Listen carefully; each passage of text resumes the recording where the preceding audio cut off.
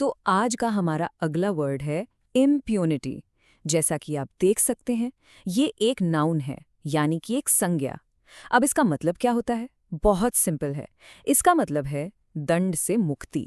यानी जब कोई गलत काम करे और उसे उसके बुरे अंजाम से बचने की आज़ादी मिल जाए, जब उसे सज़ा का कोई डर ही ना हो, उसी सिचुएशन को कहते हैं इम्प्यूनिटी। चलिए इसका एक एग्जाम्पल देखते हैं ताकि ये और क्लियर हो जाए।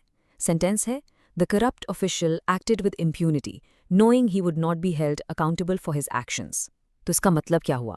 मतलब ये कि एक भ्रष्ट यानी करप्ट ऑफिसर ने बिल्कुल बेखौफ होकर बिना किसी डर के काम किया। क्यों? क्योंकि उसे अच्छे से पता था कि उसके गलत कामों के लिए उससे कोई सवाल जवाब नहीं करेगा, उसकी कोई जवाबदेही नहीं होगी। यही है इम्प्यूनिटी। अब एक और थोड़ा सीरियस एग्जाम्पल देखते हैं। Despite clear evidence, the dictator's son continued his crimes with complete impunity.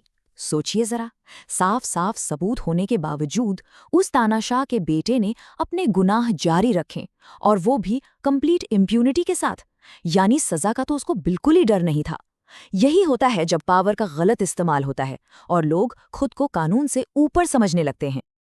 अच्छा, ये वर्ड सिर्फ लोगों के लिए नहीं, बल्कि बड़ी बड़ी कंपनीज के लिए भी यूज होता है, जैसे कि इस सेंटेंस में। New laws were designed to end the impunity enjoyed by powerful corporations for polluting the environment.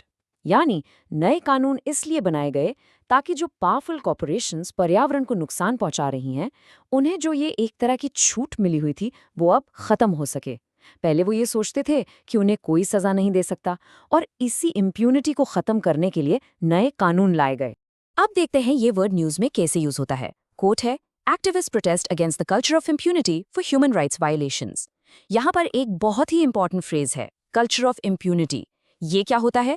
इसका मतलब है जब समाज में एक ऐसा माहौल बन जाता है जहाँ लोगों को लगने लगता है कि कुछ खास ग्रुप्स या लोगों को गलत काम करने की आज़ादी है, उन्हें सजा नहीं होगी।